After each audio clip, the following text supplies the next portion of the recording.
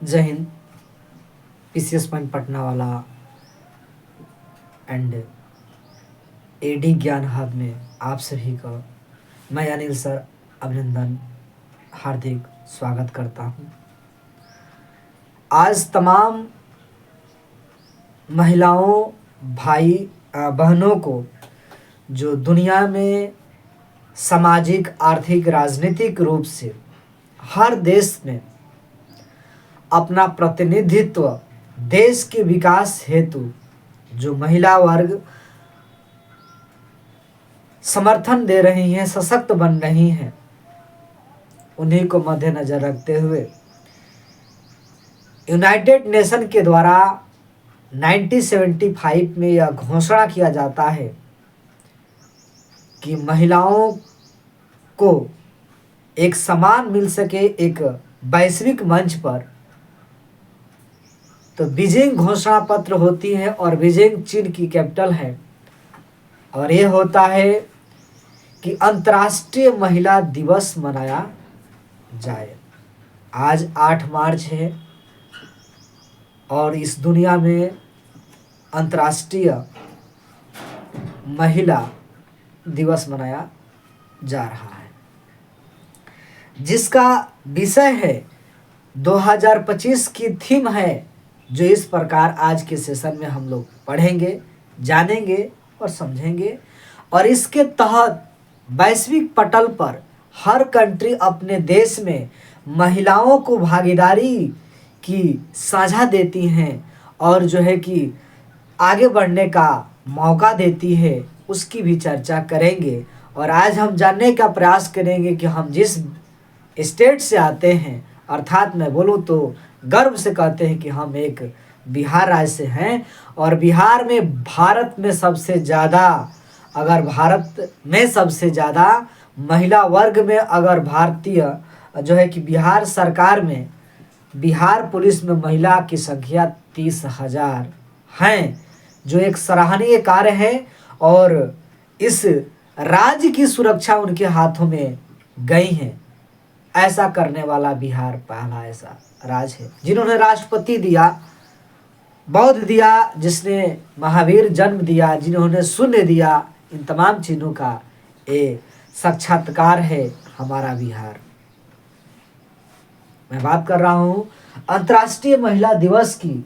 चर्चा दुनिया में आखिरकार क्यों हो रहा है कि अंतर्राष्ट्रीय महिला दिवस 2025 की क्या भागीदारियां हैं। आप सभी को अवगत होगा कि चीन और चीन की जो कैपिटल होती है, राजधानी बीजिंग है। घोषणा पत्र होता है और कार्रवाई मंच, जिसे हम 30 वर्ष की वर्षगांठ मनाते हैं और कहते हैं कि सर यूएनओ के द्वारा 1975 के दशक में घोषणा होता है और 77 में सबसे पहले नॉर्थ अमेरिका में इसका आयोजन अंतर्राष्ट्रीय महिला दिवस का किया जाता है। बट इसकी कनेक्शन इसी प्रकार से नहीं आ जाती है। कहीं अगर घर में, परिवार में, किसी जंगल में आग लगी होगी तभी तो धुआं निकला।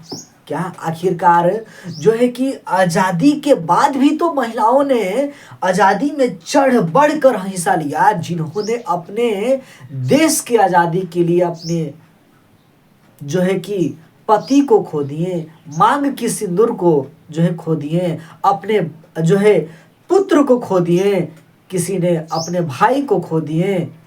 और इतना ही नहीं, देश की आज़ादी के लिए अपना आभूषण त्याग दिए, दे दिए, बेच दिए, ताकि हमारी भारत माँ जो अंग्रेजों की गुलामी के जंजीरों में जकड़ी हुई है, 8-8 आंसू बहा रही हैं, हमें आज़ादी मिल जाए, हमारे देश के लोग चैन से सो सके। ये होती है महिलाएं।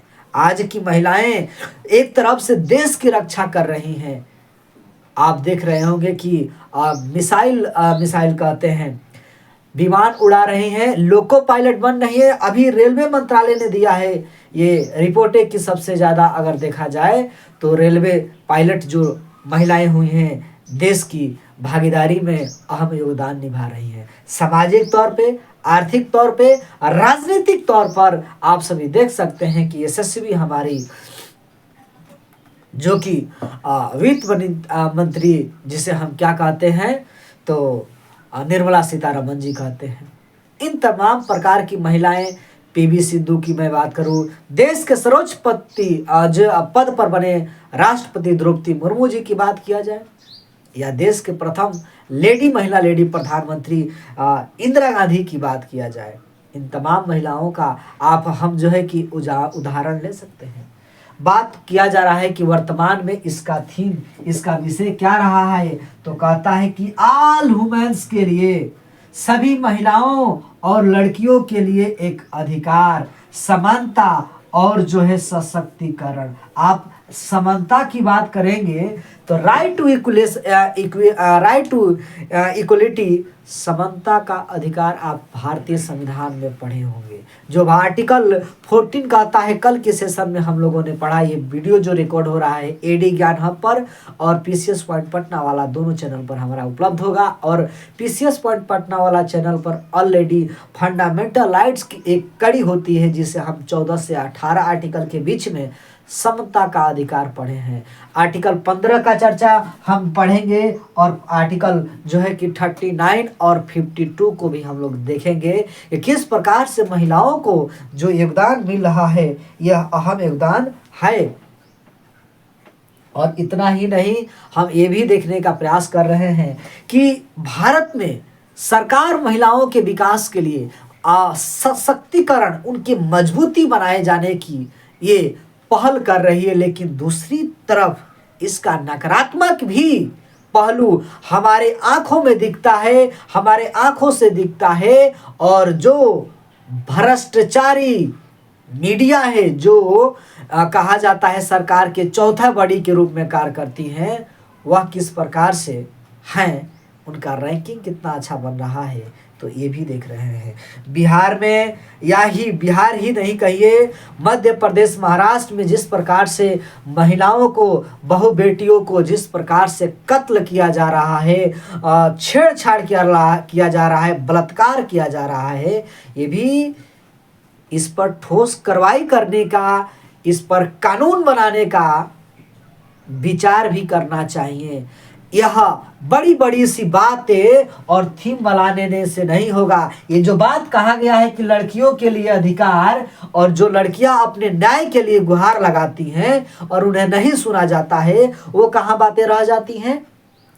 तो कहने के लिए सब कुछ होता है, लेकिन धरातल पर कितना उतरता है ये मायने रखता है। आइए संविधान की मैं बात करता हूँ। आर्टिकल 14 कहता है कि समानता का अधिकार होना चाहिए महिलाओं को, जो हर क्षेत्र में जो है कि समानता चाहिए, कानून में समानता चाहिए, इक्वलिटी चाहिए। 15 कहता है, जो आप सभी को अवगत होगा कि जाति, मूल, धर्म, लिंग, वंश, किसी भी निवास, जन्म स्थान के साथ भेदभाव नहीं करना चाहिए। ये भी तो महिला सशक्तिकरण को एक उदाहरण के पेश करता है। बात करता है 39 सर, राष्ट्रीय जो है कि 39 और 42 ये भी जो है कि महिलाओं की बात करता है। महिलाओं को जो है कि उसके साथ जो भेदभाव न किया जा सके, समानता का अधिकार मिले और वह समाज के मुख्य धारा से जोड़ी जा सके, इन्हें भी मौका भारतीय संविधान देता है। लेकिन धरातल पर कितना उतर कर आता है आप सभी को तो अवगत होगा। इतना ही नहीं, केंद्र सरकार वर्सेस राज्य सरकार भी जैसे कि राष्ट्रीय शिक्षा नीति 2020 में लाती है और जो भी तमाम प्रकार की महिलाओं के लिए बड़ी सी बड़ी सौगात देती है।